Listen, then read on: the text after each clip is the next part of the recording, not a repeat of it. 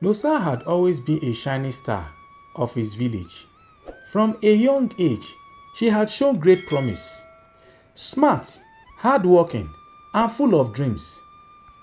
His parents, humble farmers, had done everything they could to support his education, even when it meant making sacrifice. When he finally got the chance to leave for the city, they had watched him go with tears in their eyes, both proud and hopeful for his future. Life in the city had not been easy at first. Nosa faced many challenges, from struggling to find a good job to adjusting to the fast-paced life. But he never gave up. Through determination and hard work, he built a successful career, earning the respect of his colleagues and peers. He had a comfortable home, a stable income, and a growing network of friends. Yet, despite all his achievements, his heart remained tied to his village. His parents, whom he loved dearly, still lived there, enjoying the peaceful life they had always known. Even though he could not visit as often as he wanted, he made sure they never lacked anything.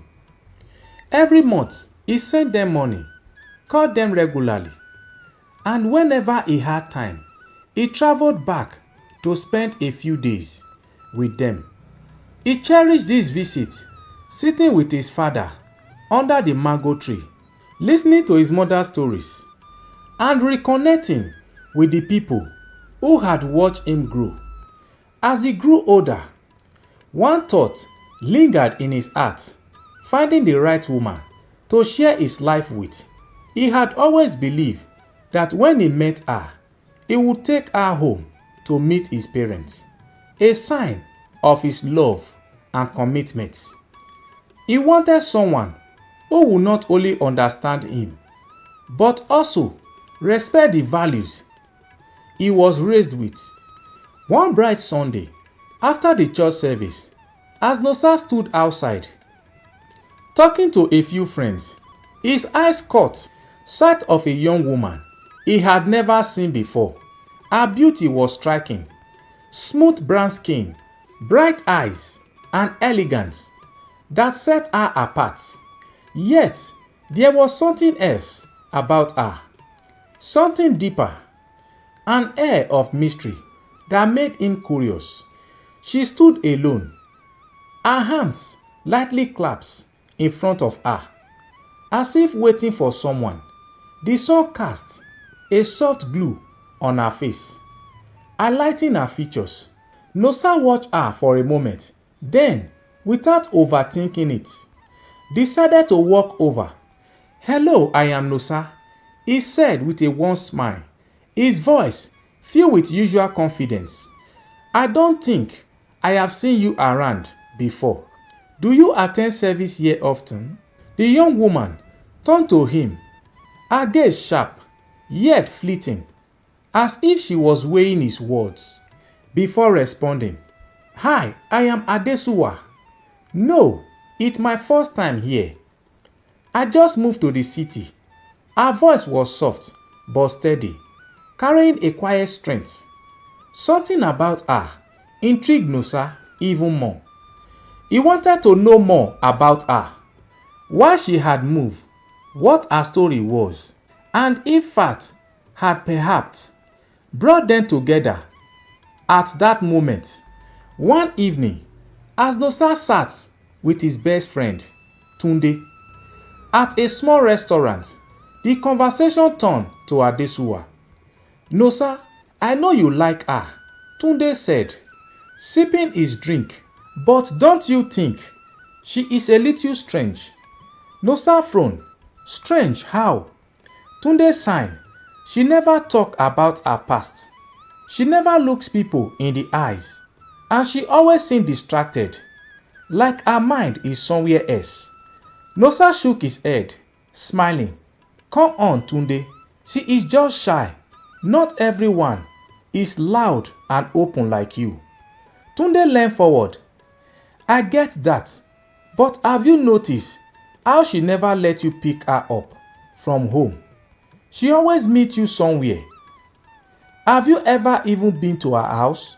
Nosa hesitated. It was true.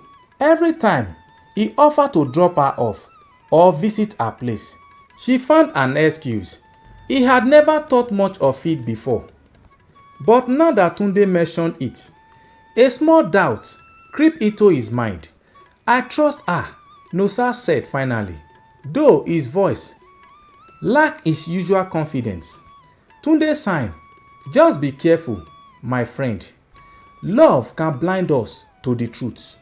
That night, as Nosa lay in bed, he thought about Adesua.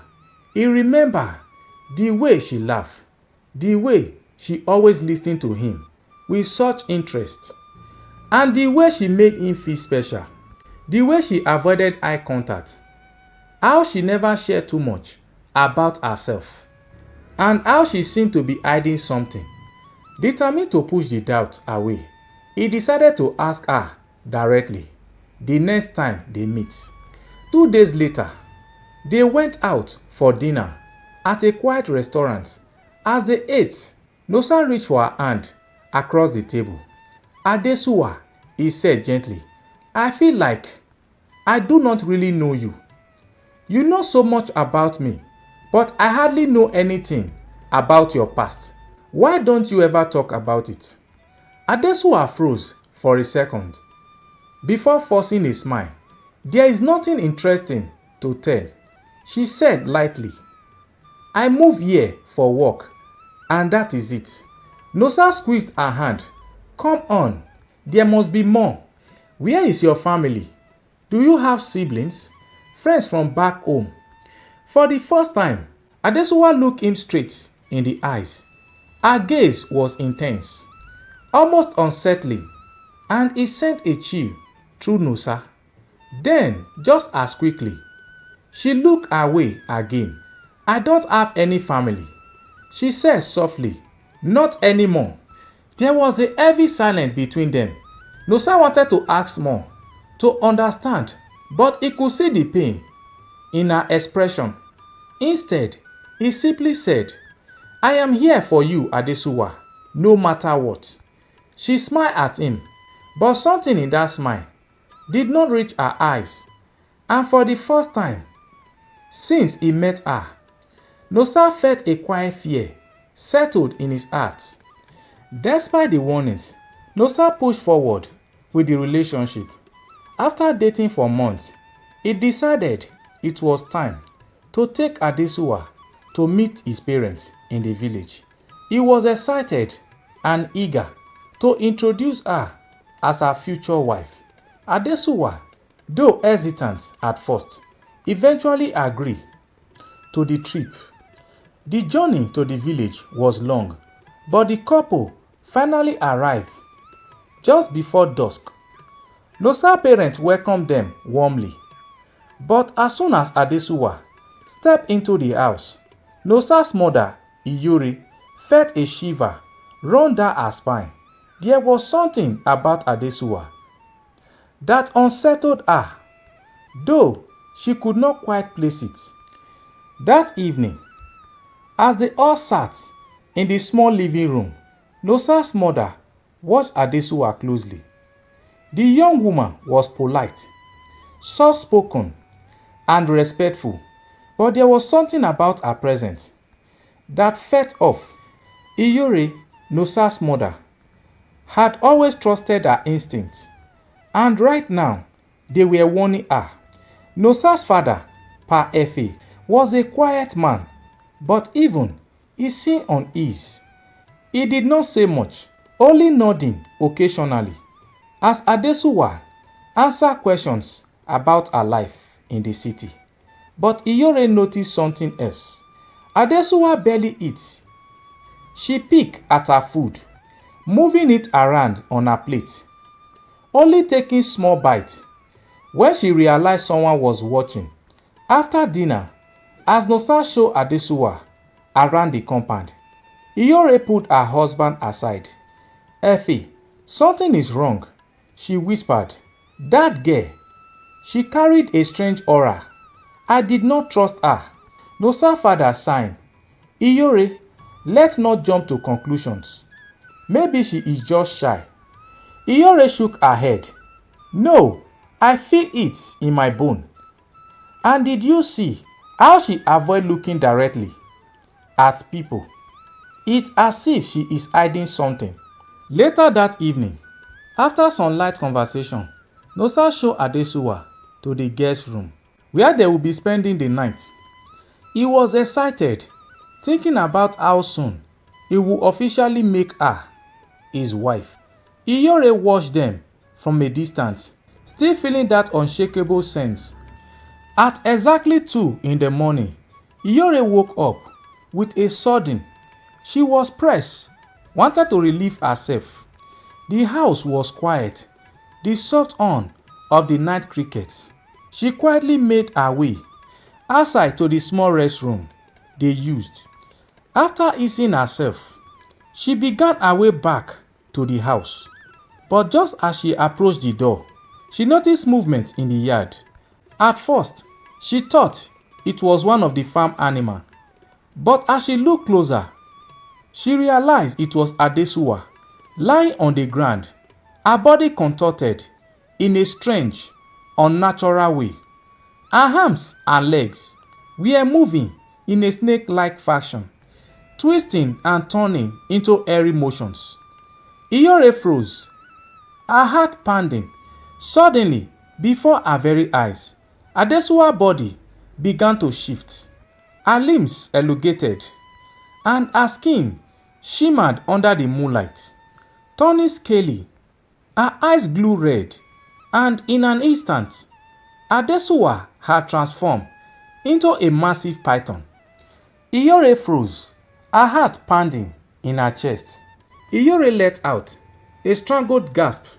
Stumbling backward, her breath came in shock as she watched the enormous python coil itself, its thick body glistening in the pale moonlight onto her, unblinking, sending a wave of pure dread through her body.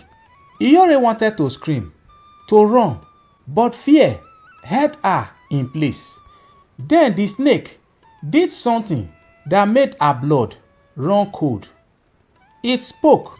Iyore, Adesua's voice, slighted from the creature's mouth, airy and distorted. I did not want you to see me like this. Iyore knee buckled, but she forced herself to stay upright. What are you? She whispered. The python uncoiled slightly, its massive head tightened, as if considering the question. I am what I have always been, Adesua said. I was born this way. I did not choose it. Iyore's mind raised. She had heard story of shapeshifter, of spirits that walk among humans, hiding their true forms, but never had she imagined one would enter her home, that her son would fall in love with one. Tears welled in her eyes. Does Nosa know? She asked, her voice barely above a whisper. The snake body tense. No, Adesua said, and he must never know. Iyore's heart ached. She thought of her son, of his love for Adesua, of his plans to marry her. How could she allow this? How could she let her son build a life with something that was not human? Gathering every ounce of courage, Iyore took a deep breath. You must leave, she said firmly. You cannot stay here. You cannot marry my son. For the first time, something like sadness flickered in Adesua's glowing eyes. I love him, she said simply. Iyore shook her head. Love is not enough. It deserves the truth. It deserves a normal life. A heavy silence filled the air. Then slowly, the python began to shrink, its shimmery skin fading back into smooth human flesh. In seconds, Adesua stood before Iyore once more, her face unreadable. I will go, she said quietly, but tell Nosa, tell him I had to leave for reasons he will never understand. Iyore swallowed the lump in her throat. I will. Without any word, Adesua turned and disappeared into the darkness. The next morning, Nosa woke up to find Adesua gone. He searched everywhere, but she was nowhere to be found. When he asked his mother, she simply said, "She had to leave, my son. Some people are not meant to stay." Nosa was heartbroken. He waited weeks, then months, hoping she would return, but she never did. In time, he moved on. He never knew the truth about Adesua, never knew the secret she carried. Thanks guys for watching this video. Do not forget to subscribe to this channel to support us, like, share, and do not forget to tell us the country or the cities you are watching from. Thank you guys, we love you all.